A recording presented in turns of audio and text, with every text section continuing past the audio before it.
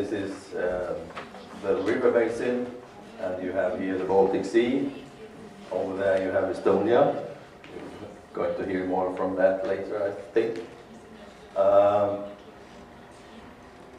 As you see in the southern part of Sweden, and the river basin is not so very big. It's only 4,500 square kilometers.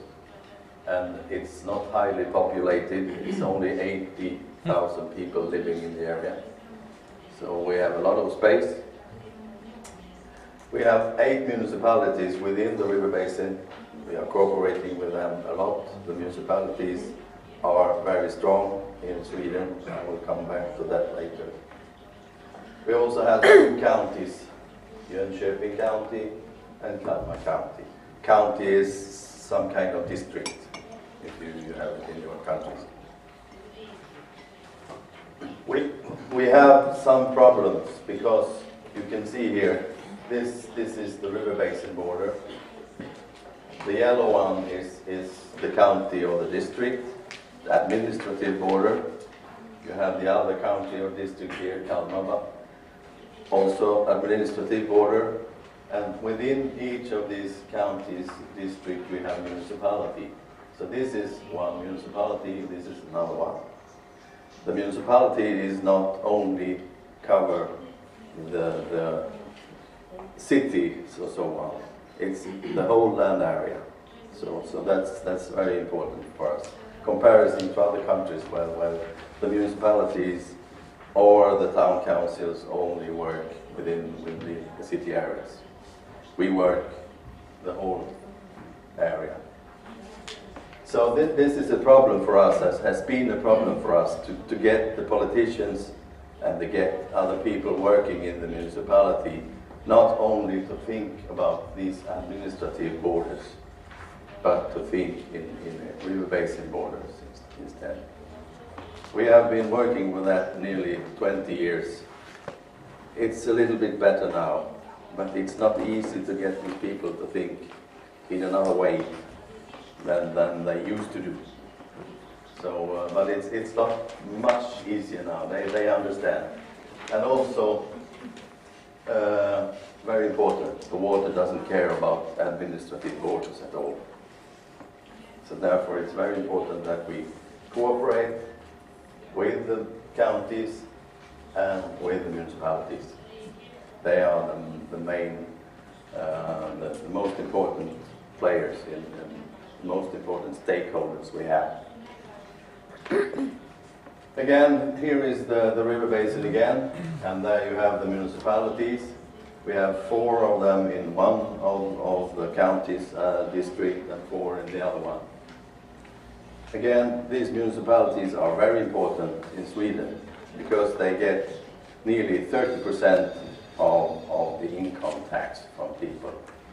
So they are very powerful. They are responsible for spatial planning, they are responsible for water service, road and streets, social welfare, elderly care, social care, children's care, everything they are responsible for that. So they are very important, and they are very self-ruling, so to say.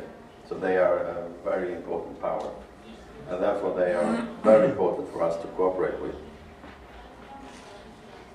I don't know how it is in your countries, but for us it's very important with these municipalities. Again, the river basin, the main flow in the river mouth is about 30 cubic meters per second. So it's not much. The maximum is about 240 cubic meters per second, and the minimum maybe 4 or 5. So it differs a lot from low flowing situation to high flow situation. It's a lot of forest. You can see there's a lot of forest here as well. So 75% of the land area is covered with forest. So the forest stakeholders are also very important for us because they cover most of the land area. a lot of lakes. You can see all these small or big lakes. So in the river basin we actually have about 950 lakes.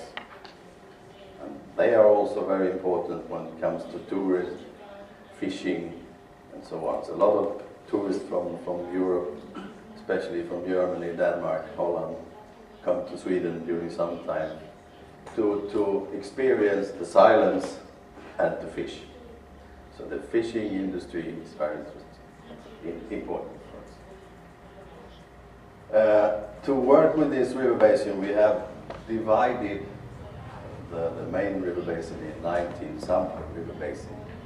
And we have described all of them, especially to get all the information.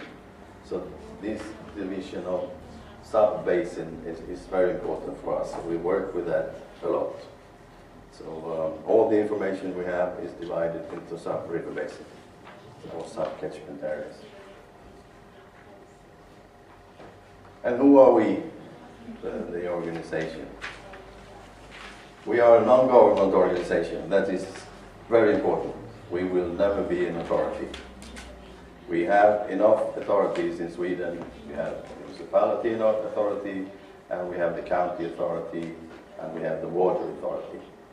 They will take care of that. We are an advisor, and we sit on all the information and the knowledge in the river basin. And the municipality authorities, or all the authorities, use us when it comes to decision making. And we are a service organization for the municipalities. Some of them, or maybe most of the municipalities in Sweden, are very poor. Even if they get a lot of tax money, they have to do a lot of things.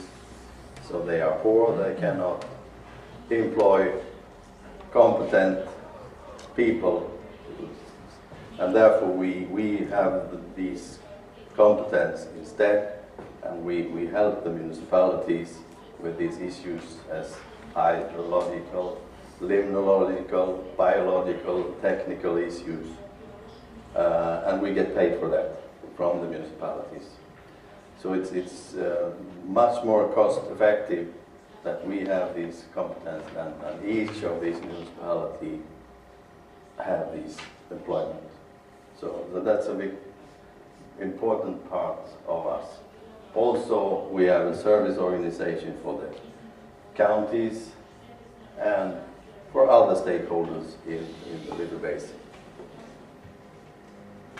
And of course, as a Water Framework Directive, we have to be an umbrella organization where all the stakeholders have the opportunity, possibility to come to us and have an input of water issues, question about water issues, and we can answer them and help them in water issues, and we do that. Also, we have to earn money, so we are a consultants company as well, working with biotop restoration. We are building fishways around migration obstacles like hydroelectric power stations, a lot of other things in southern part of Sweden.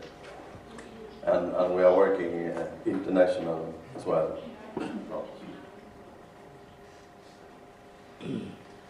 Of course, there is a regulation about our management, and there is a decree saying what we shall do. And we shall, of course, work with use of the sustainable use of the water. We shall have a sustainable use of the natural resources within the river basin. We shall be this umbrella organization according to the Water Framework Directive. We shall work for sustainable growth and development in the area, support the companies and support other to help them with water issues, and we shall be consultants to work. sell our service to other organizations. And this started actually in 1992. It was no government or no authority who told us to do this, start to do this. We started because there was a need to do that. There was drought situation in 1992, and the farmers along the river needed to irrigate their crops.